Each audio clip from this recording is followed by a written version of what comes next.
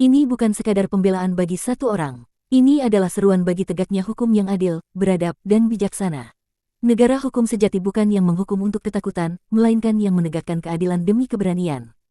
Jangan biarkan perang melawan korupsi berubah menjadi kriminalisasi kebijakan. Jangan biarkan ketidaksempurnaan sistem menjadi alasan menjatuhkan martabat manusia. Dan jangan biarkan hukum kehilangan rohnya, yaitu keadilan.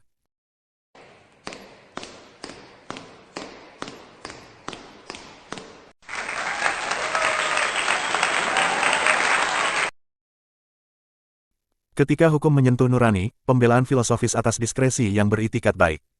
Yang mulia majelis hakim, serta saudara-saudara sebangsa yang mencintai keadilan.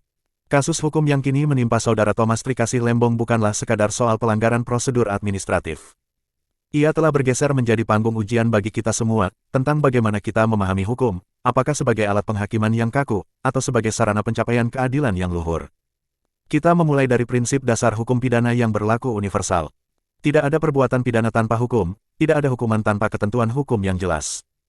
Dalam Undang-Undang Pemberantasan Tindak Pidana Korupsi di Indonesia, korupsi didefinisikan bukan sekadar perbuatan melawan hukum, tetapi harus memenuhi unsur penyalahgunaan kewenangan, melawan hukum secara substantif, adanya niat jahat, atau mens rea, tujuan memperkaya diri sendiri, orang lain, atau korporasi secara tidak sah, serta kerugian nyata terhadap keuangan negara.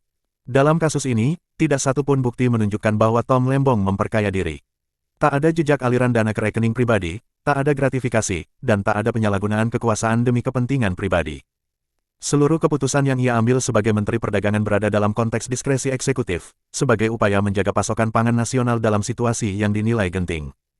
Pertama, prinsip diskresi dan beban etika pejabat publik. Prinsip diskresi dalam administrasi negara dijamin dalam hukum tata negara. Pejabat publik diberi wewenang untuk bertindak cepat dalam situasi luar biasa, selama tujuannya adalah untuk melindungi kepentingan umum. Apakah diskresi itu mutlak? Tidak, tapi harus diukur dari itikat, proporsionalitas, dan manfaatnya bagi rakyat.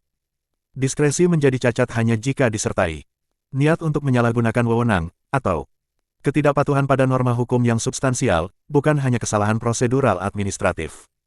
Jika seorang pejabat mengambil kebijakan demi kepentingan rakyat, dan tidak mendapat keuntungan pribadi, maka tindakan itu harus dinilai dalam kerangka kebijakan publik, bukan kriminalitas personal.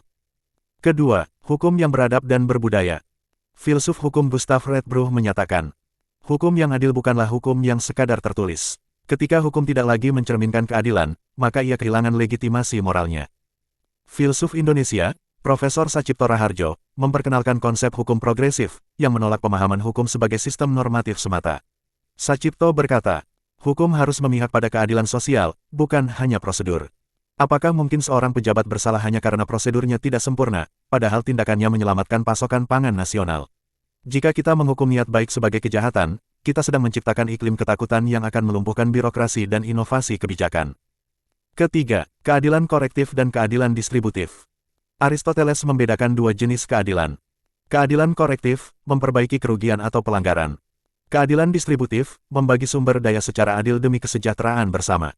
Tindakan Tom Lembong adalah bagian dari keadilan distributif, memastikan gula tersedia di pasar agar rakyat kecil tidak menjadi korban spekulasi harga dan kelangkaan barang pokok.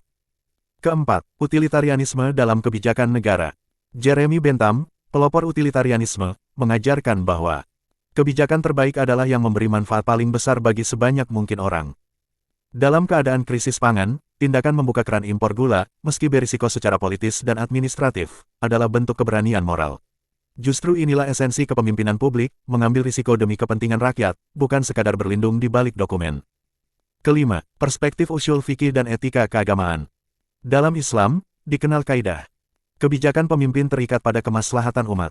Imam Al-Ghazali menekankan pentingnya niat dalam penilaian hukum, dan Imam Asy-Syatibi melalui teori maqasid syariah menegaskan bahwa kebijakan yang melindungi 5 tujuan syariat, jiwa, harta, akal, keturunan, dan agama, harus diprioritaskan, meski secara tekstual mungkin tampak menyimpang dari prosedur.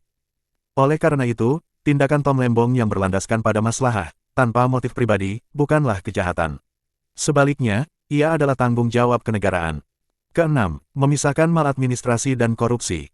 Dalam sistem hukum modern, termasuk di Belanda dan Jerman, dikenal istilah administratif wrongdoing, yakni kekeliruan jabatan yang tidak bersifat kriminal. Tidak semua kesalahan prosedur berujung pidana. Hukum yang sehat membedakan.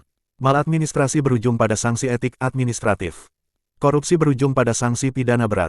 Jika setiap penyimpangan prosedur dikriminalisasi, maka pejabat akan lebih memilih tidak mengambil keputusan. Ini membahayakan kelangsungan pemerintahan yang efektif dan merusak prinsip keberanian moral dalam kepemimpinan publik. Ketujuh, praduga tak bersalah dan beban pembuktian.